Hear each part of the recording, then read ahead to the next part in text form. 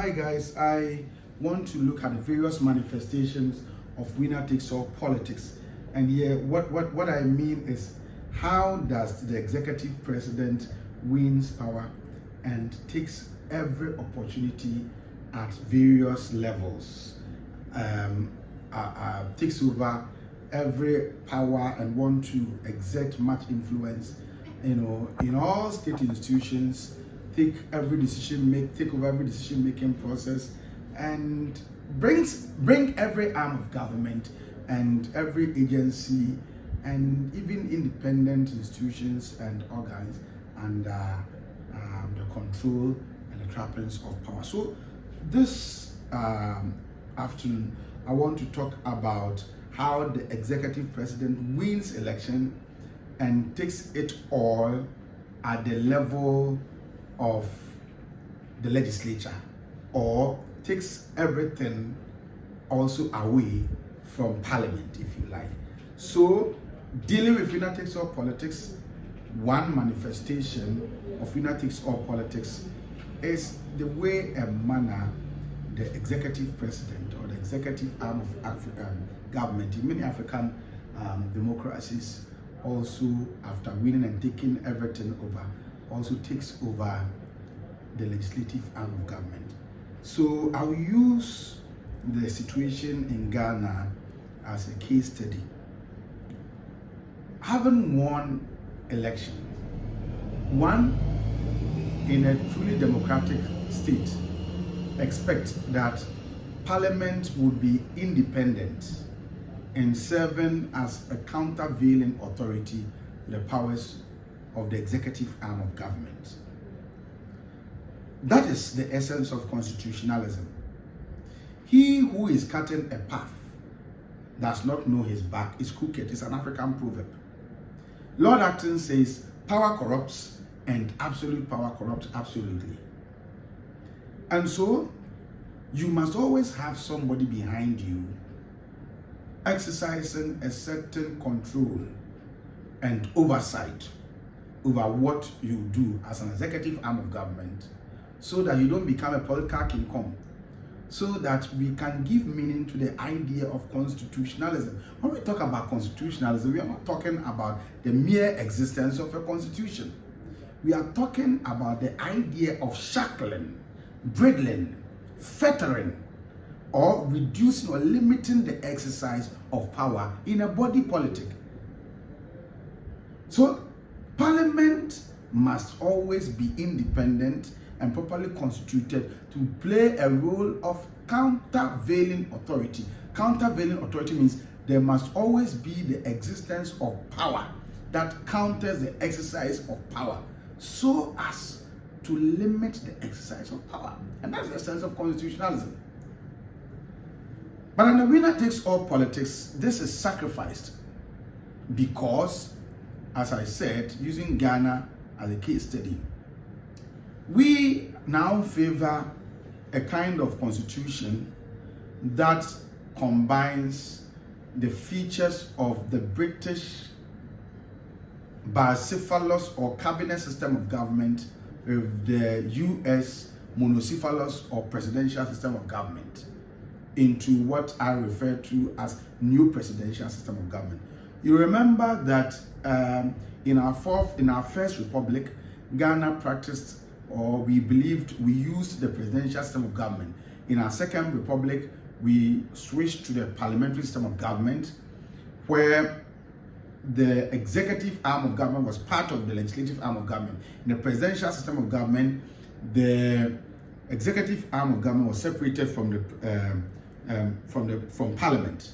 But so in the first republic in 1960, we separated the executive from parliament and had a presidential system. In the second republic in 1969, we fused the executive arm of government with parliament and had a parliamentary system of government. And in 1979, we went back to the presidential system of government. And in the fourth republic, that started in 1992, the framers of our constitution believed that, well, if we've benefited or we've seen the features of each system of government, let us now fuse the features of the two systems of government into one, which we call the new presidential system. Others want to refer to it as the hybrid system, but a hybrid is an agricultural terminology. Every discipline must have its own register of words. So, in Ghana's new presidential system, this is what happens. The president, per our constitution, is allowed to appoint majority of his ministers from parliament.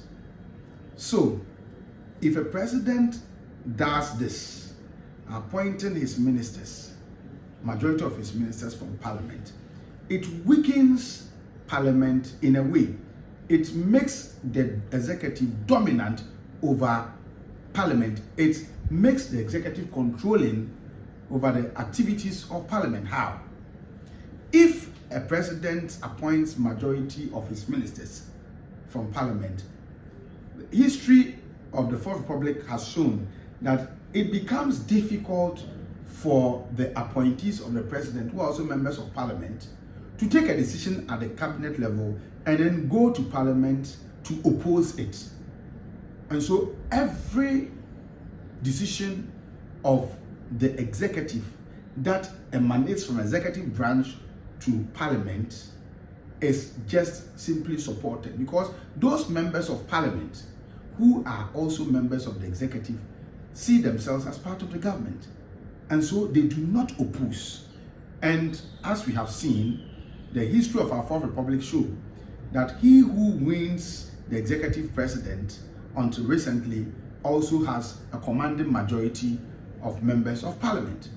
And so members of parliament who are ministers, when they go to the floor of parliament to debate policies and decisions taken by the executive, are handicapped, because while the opposition would oppose, opposition that is always in a minority will oppose, but the members of the executive who are also members of parliament and they belong to the ruling party would always support and outnumber the opposition.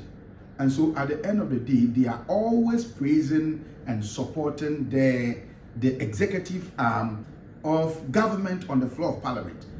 But they are supposed to be exercising some countervailing authority over the executive. They are supposed to be checking the exercise of the powers of the executive. But then they go and then it's all about yeah. That is one means through which the current arrangement allows the executive arm of government to be controlling of parliament. The second means is this. You see, when those who have been appointed as ministers are hearing and supporting the policies of the government on the floor of parliament, there would definitely be some members of the ruling party who are parliamentarians who may not have benefited from ministerial appointment.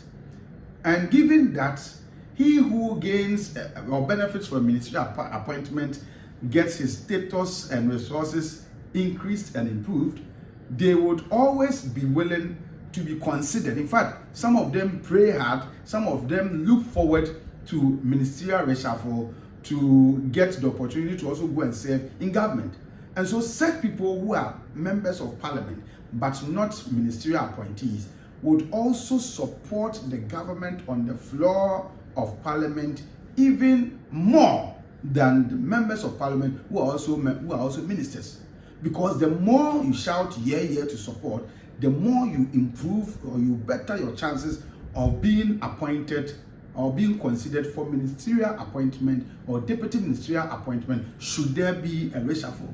That's another way in which the executive arm of government that may have won an election would also want to win it all and control the legislative arm of government. The third way is that the executive arm of government plays a key role in determining who becomes the Speaker of Parliament and even in the selection of members and heads of various parliamentary committees. That's what happens. The executive arm of government, they work with their representatives on the floor of parliament and determine who must be elected. They will put up a candidate and they will whip their party into line that they should support. And so the speaker, until recently that we got a hung parliament, that the speaker came from the opposition. Oftentimes, the history of Fourth Republic from 1992 show that every speaker who was elected came from the ruling party, and the executive played a key role in determining who becomes the leader of parliament, who becomes the speaker of parliament. And so you can just imagine, you have executive president who has a control over the speaker of parliament. It means parliament will become or remain subservient and toothless in a quest to serve as a countervailing authority to the executive.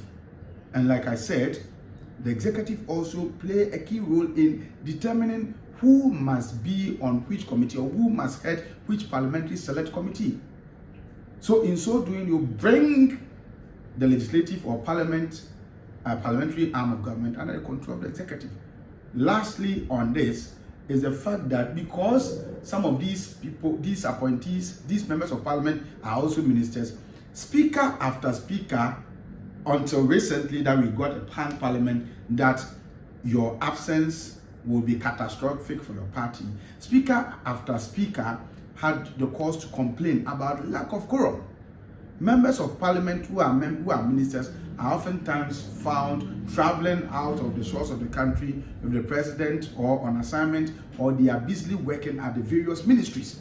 And so they don't even get a time to attend parliamentary sessions. And so speaker after speaker controls that we are not even able to sit. And this is one other way in which the executive's dominance sort of controls. The executive president takes it all also at the level of parliament. And so it's a manifestation of winner takes all politics.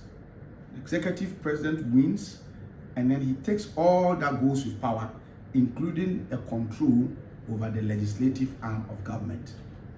If we don't want this to happen, if we don't want to undermine good governance and leadership, then we must begin to take steps to address the practice of winner takes all politics and this particular manifestation. I will look at another manifestation in the next lecture. Thank you.